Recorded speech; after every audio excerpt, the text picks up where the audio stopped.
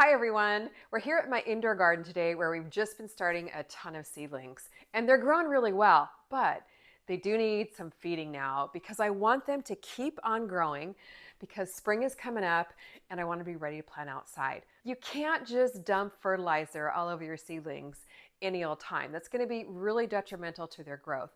So today, as I'm feeding, I'm going to be sharing with you 3 mistakes that a lot of us gardeners tend to make that really are at the detriment of our seedlings and how to avoid them so we can all have nice, big, strong, healthy seedlings to plant outside as soon as our frost is past. Let's jump in. Before I fertilize my cucumbers and squash here, I just want to talk about what a lot of us do, which can be very detrimental to our plants. And that mistake is just fertilizing too early. Now, these little seedlings just came up. And if you notice, they still have their baby leaves or their seed leaves, their initial cotyledon leaves is what they're called. And you don't need to fertilize at this point because the little seedling is still relying on the nutrients that are packed into the seed, and it'll feed off of that until they get their first set of true leaves. So it's a big mistake to fertilize at this stage because there's no roots really developing quite yet. And if you fertilize too early, it can really damage the seedlings and hinder or stunt their growth. What a lot of us gardeners do, myself included, because we love our plants so much, is we overlove them to death. So as soon as they pop up, we dump fertilizer on them because of course we want to see them grow, but resist the urge to do that. Now you can avoid this by waiting and just being patient until their first set of true leaves emerges. Now the true leaves are the leaves that actually look like the vegetable that they're going to become. So for example, this is a squash little seedling, and you can see the cotyledons down here. They're kind of a rounded shape, but the true leaves look like the cucumber leaves. They're kind of jagged around the edge, or the squash leaves in this case. They're kind of jagged around the edge. This is when they really start needing nutrients because at this point, they start photosynthesizing and they need those additional nutrients to keep growing.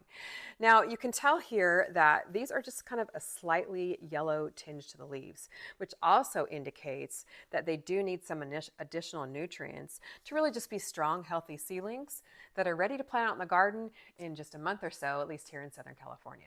So resist the urge to fertilize them too early. Another mistake that a lot of us are guilty of is over-fertilizing. Over-fertilizing is a huge problem because it can lead to yellowing leaves, stunted growth, and plants just not getting healthy. Again, we all love our plants and we can over-love our plants to death, especially with fertilizer. So this plant I want to show you, it actually hasn't been over-fertilized, it's a little bit under-fertilized, but the signs of over-fertilizing and under-fertilizing are very similar. You can get a lot of yellowing leaves, you can get stunted growth. This looks kind of droopy, even though it has plenty of moisture, it just doesn't look like a healthy plant.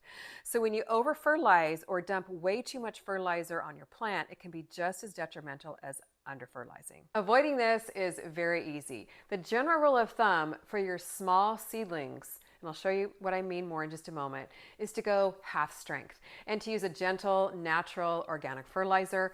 I'll show more about that in just a moment too. But when they're at this stage, where they're just developing their tiny true leaves, go half strength with these. These ones again are not ready, just little cotyledons. Here we've got some true leaves developing. Half strength on these because their roots are still small, the plants are rather delicate, and you don't want to overdo it and then end up burning your leaves or burning the roots.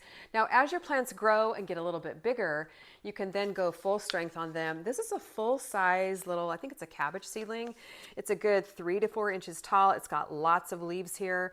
And this is a seedling that you can go full strength on. It'll be just fine. Has a nice developed root system, and it really does need those additional nutrients to continue taking up and to continue growing. I'm going to be fertilizing this tray. They've got their true leaves. They're using up the nutrients in the seed starting mix. They definitely need a little bit of a boost to keep growing. And my little tomato seedlings here. Again, true leaves, need a little boost. Now these I'm not going to fertilize, my pepper seedlings. They don't have their true leaves yet.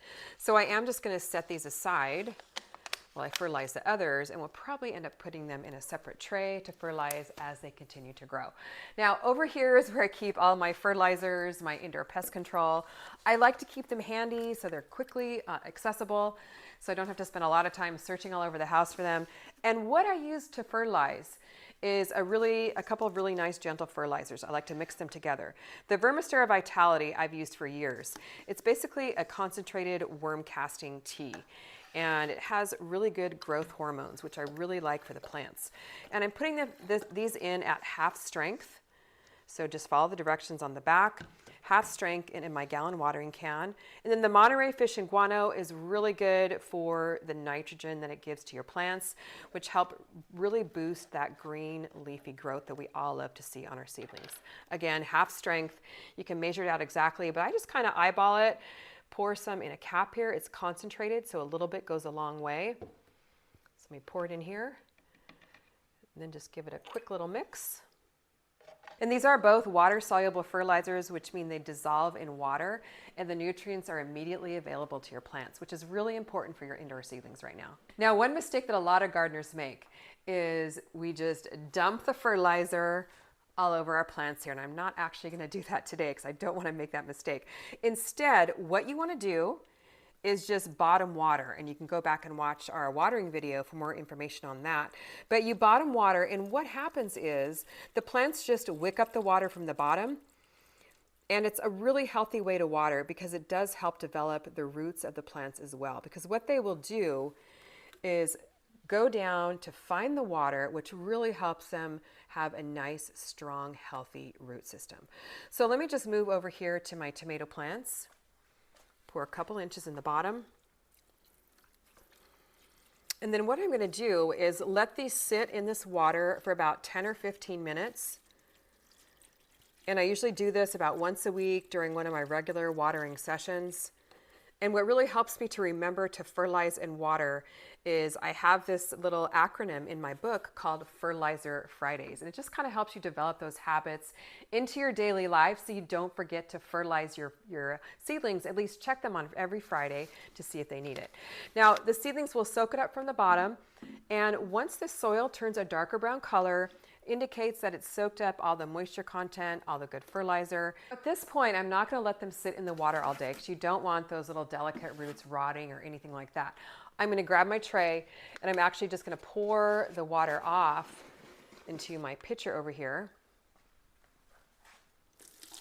Oops, spilled a little. Things get messy in the house sometimes. Set them back under the grow lights.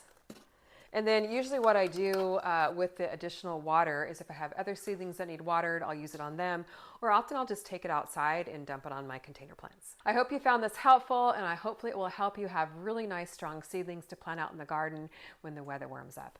And what I want you to do in the comments is fess up. Come on, you guys. Have you ever made any of these mistakes? I know I certainly have. Thanks so much for watching. See you on the next video.